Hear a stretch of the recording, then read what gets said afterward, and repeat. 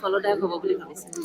এইটো সম্পূৰ্ণ 100% ফলদায়ক হ'ব বুলি বিশ্বাস, কিয়নো এনেকুৱা অনুষ্ঠান মোৰ আগতে দেখা পৰিলক্ষিত হোৱা নাই।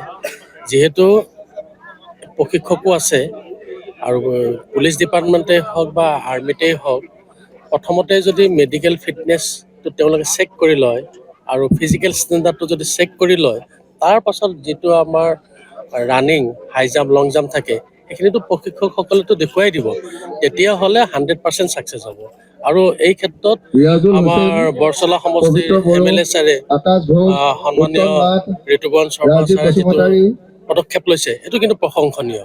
আপুনি কৈছিলে যে শোণিতপুৰ জিলাৰ মহিলাৰ অংশগ্ৰহণ খুব কম থাকে, আজি আপুনি কেনেদৰে? বহুত আছে, ধুনীয়া হৈছে, মানে অংশগ্ৰহণকাৰী ভাল হৈছে। আৰু তেখেতসকলক উদ্দেশ্যে মই এইকাৰণেই কৈছোঁ যে প্ৰথমতে তেওঁলোকে যদি মেডিকেল ফিটনেছটো আৰু ফিজিকেল ফিটনেছটো যদি চেক কৰি লয়, তেতিয়াহ'লে ভাল। পিছত অন্তত তেওঁলোকৰ আফচোচ নাথাকে যে মই ৰানিং, হাই জাম্প, লং জাম্প চব ভাল হৈ গ'ল, কিন্তু তেওঁলোকে যদি ফিজিকেল ষ্টেণ্ডাৰ্ডটো যদি চেক কৰি নলয়, মেডিকেলটো যদি চেক কৰি নলয়, তেতিয়াহে নাম মাতিলো প্ৰথম যোনে আসাম পুলিচৰ বাবে। কিমান প্ৰিপাৰেচন মানে মই যোৱা বছৰ কৰিছিলোঁ, যোৱা বছৰ মোৰ অলপৰ কাৰণে মানে ৰানিঙত ৰখি গ'ল, আৰু এইবাৰ যথেষ্ট কষ্ট কৰিছোঁ। আৰু MLA ছাৰলৈ অশেষ ধন্যবাদ, আমাক এইটো সুযোগ দিয়াৰ বাবে। আমাৰ শিক্ষাৰ্থীখিনিৰ বহুত সুবিধা হ'ব, আমি আগবাঢ়িব এটা চান্স পাইছোঁ। অশেষ অশেষ ধন্যবাদ, আৰু আপোনালোকে আশীৰ্বাদ কৰিব আমি যেন চাকৰিটো পাওঁ। আৰু ৰিটেনৰ কাৰণেও প্ৰিপাৰেচন? হয়, ৰিটেনৰ বাবে এতিয়া আজিৰ পৰা কৰিম। এতিয়া ফিজিকেলৰ বাবে, ৰিটেনৰ বাবে আজিৰ পৰা আৰু সাহস পাইছোঁ। আপোনালোকেও মানে আজি আহি যথেষ্ট উৎসাহ দিছে, গতিকে আজিৰ পৰা আৰু চেষ্টা কৰিম আমি। ঠিক আছে। Camp and how fruitful it will be? Thank you very much. And it's a great privilege that I'm also a force personnel. एक बहुत बड़ा योगदान है यहाँ के MLA ऋतु जी का, जो मेरी एक लॉन्ग सर्विस हो गई है, और मैं बहुत रिक्रूटमेंट्स में एज ए प्रिजाइडिंग ऑफिसर भी रहा और मेंबर भी रहा हूँ। ऐसा तो बहुत प्राइवेट इंडिया में लोगों ने खोल के पैसा कमाने का धंधा करा हुआ है, लेकिन ये जो फ्री ऑफ कॉस्ट इस एरिया के लोगों को, यहाँ के मेन देखा मैंने कितने ज़्यादा परसेंटेज महिलाओं की, लड़कियों की है। एक देशभक्ति है, इनके अंदर जुनून है, तो उनको एक उंगली पकड़ने वाला चाहिए था, और ऋतुभरन सर ने, MLA यहाँ के और बाकी यहाँ के और अधिकारीगण, इन्होंने जो इनिशिएट लिया, एक बहुत ही बड़ा स्टेप है। इससे बहुत सहायता मिलेगी यहाँ के बच्चों को, और हम फोर्स वाले भी इनको समय समय पर आके गाइड करते रहेंगे। और ये जो मैंने इनका सारा रिटर्न से लेके पेपर भरने तक, मेडिकल पूरी गाइडलाइन यहाँ दी जाएगी, ताकि बच्चे अनुत्तीर्ण ना हो किसी तरह स्टेप पे। अभी से इनको पता लग जाएगा क्या कमी है, ये दूर करके अपने भर सकते हैं। शुक्रिया, धन्यवाद, जय हिंद। ডিসিপ্লিনটো মেইনটেইন কৰিবা তোমালোকে। দেখিবলৈ পোৱা গৈছে, কিন্তু সমান্তৰালভাৱে এটা কথা মাইণ্ডছেট হৈছে যে যোগ্যতাৰ বলত, পাৰদৰ্শিতাৰ বলত চাকৰি পাম বুলি নিবনুৱাসকল ওলাই আছে। এফালে ভয়াৱহ সমস্যা আৰু এফালে কিন্তু এটা বাতাবৰণৰ সৃষ্টি হৈছে। কি ক'ব? এই বাতাবৰণৰ মূলতে হ'ল যে যোৱা 5 বছৰ, বিশেষকৈ ডক্টৰ হিমন্ত বিশ্ব শৰ্মাৰ নেতৃত্বাধীন চৰকাৰখনে প্ৰতিশ্ৰুতি দিছিলে 1 লাখ চাকৰি দিব, আৰু 5 বছৰ সম্পূৰ্ণতে মুখ্যমন্ত্ৰী মহোদয়ে 1,56,000 লোকক চাকৰি দিবলৈ সক্ষম হ'ল। আৰু এই চাকৰিৰ এটা বুজন অংশ আমাৰ প্ৰতিৰক্ষা বাহিনী হওক বা আমাৰ আৰক্ষী বাহিনীৰ পৰা আহিছে। সেইফালৰ পৰা অসমৰ প্ৰতিগৰাকী চাকৰি প্ৰত্যাশী বা নিবনুৱাৰ মনত এটা বিশ্বাসে জন্ম দিছে যে যদি আমি কষ্ট কৰোঁ, যদি পঢ়োঁ, মেধাৰ বলত বা শাৰীৰিক ক্ষমতা য'ত প্ৰয়োজন হয় তাৰ বলতে আমি চাকৰি পাবলৈ সক্ষম হ'ম, যিটো পূৰ্বতে নাছিল। গতিকে সেই বিশ্বাসক সৰুগত কৰি এতিয়া আপুনি দেখিছে, আমি ইয়াত আনুষ্ঠানিকভাৱে আজি অনুশীলন বা প্ৰশিক্ষণ শিবিৰৰ আয়োজন কৰিছোঁ, কিন্তু অসমৰ গাঁৱে ভূঞে এটা ছবি যদি ৰাতিপুৱা আপোনালোকে ঘূৰি চাই দেখিব যে বহু জেগাত ল'ৰা ছোৱালীয়ে নিজাববীয়াকৈ নিজৰ প্ৰচেষ্টাত তেওঁলোকে অনুশীলন অব্যাহত ৰাখিছে। কাৰণ আৰক্ষী বিভাগতো বহু চাকৰি ওলাব। এই যে মুখ্যমন্ত্ৰী মহোদয় যিটো প্ৰতিশ্ৰুতি দিছে নিৰ্বাচনৰ প্ৰাক মুহূৰ্তত, যে অহা 5 বছৰ 2 লাখ চাকৰিত আমি, মানে চৰকাৰখনে 2 লাখ চাকৰি দিব। এই 2 লাখ চাকৰি ক'ৰ পৰা আহিব? আৰু কিছু মাহৰ পিছতে আমাৰ আৰক্ষীৰ নিযুক্তি প্ৰক্ৰিয়া আৰম্ভ হ'ব। কেৱল অসম আৰক্ষী বুলিয়ে নহয়, প্ৰতিৰক্ষা বাহিনীৰ বিভিন্ন বিভাগতো চাকৰি আৰম্ভ কিন্তু হ'ব। তথাপি নিবনুৱা সমস্যাটো সমাধান কৰাত কিন্তু নাই, নিবনুৱা সমস্যা তেনেকুৱা কেৱল চৰকাৰী চাকৰি দিয়েই নিবনুৱা সমস্যা সমাধান হ'ব সেইটো নহয়। আমি যিসকলক সচৰাচৰ নিবনুৱা বুলি কওঁ, বহুতৰ মনত ধাৰণা এটা আছে যে আগত যিটো এমপ্লয়মেণ্ট এক্সচেঞ্জত যিমান লোকে নিবনুৱা বুলি নিজকে লিপিবদ্ধ কৰাইছে, আমি ভাবোঁ তেওঁলোকে নিবনুৱা। কিন্তু পৰৱৰ্তী সময়ত নিজৰ ব্যক্তিগত প্ৰচেষ্টাত বা কোনোবা মানে ব্যক্তিগত প্ৰতিষ্ঠানত বা ডাঙৰ উদ্যোগত বা তেনেকুৱা বিভিন্ন প্ৰতিষ্ঠান অনুষ্ঠানত যদি তেওঁ চাকৰিৰ সুবিধা পাই যায় বেচৰকাৰী, তেওঁলোকক কিন্তু আমি নিবনুৱা সমস্যা দূৰ হোৱা বুলিয়ে ভাবিব লাগিব। কাৰণ তেওঁলোকো আৰ্থিকভাৱে সচ্ছল হৈছে, তেওঁলোকে অৰ্থনৈতিকভাৱে আগবাঢ়ি যাবলৈ সক্ষম হৈছে। গতিকে আমাৰ যিটো দৃষ্টিভংগী আছিল যে কেৱল চৰকাৰী চাকৰি পালেহে নিবনুৱা সমস্যা, মানে ভাৰতত যিমান নিবনুৱা আছে প্ৰত্যেকক চৰকাৰী চাকৰি দিবলৈ গ'লে সেইটো কোনো কালেই সম্ভৱ নহ'ব।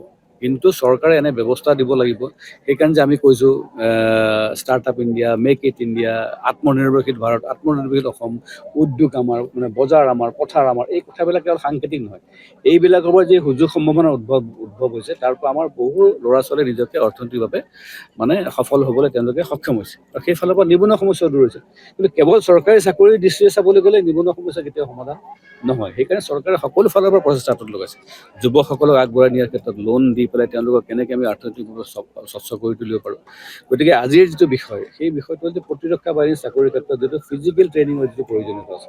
বহুতে ৰিটেনটো পাছ কৰি ফিজিকেলত নোৱাৰা হৈ যায়, কিছু নিৰ্দিষ্ট মাপকাঠি থাকে। গতিকে ইতিমধ্যে ইন্দুমতী আৰু পৰমানন্দ সিংঘল ফাউণ্ডেশ্যনৰ উদ্যোগত ঢেকীয়াজুলিত এটা প্ৰচেষ্টা হাতত লোৱা হৈছে সন্মানীয় মন্ত্ৰী অশোক সিংঘল ডাঙৰীয়াৰ নেতৃত্বত। আৰু তেওঁলোকে বিভিন্ন জেগাত এই প্ৰক্ৰিয়াটো আৰম্ভ কৰিছে। গতিকে মই ভাবিলোঁ তেওঁলোকৰ সহযোগত নিশ্চিতভাৱে আমাৰ সমষ্টিটো কৰিব পৰা যাব। সেইকাৰণে এটা উদ্যোগ ল'লোঁ। মোৰ প্ৰতিগৰাকী সন্মানীয় সতীৰ্থ কাৰ্যকৰ্তাই বৰচলা বিধানসভা সমষ্টিৰ তেওঁলোকে যথেষ্ট সহায় সহযোগ কৰিছে।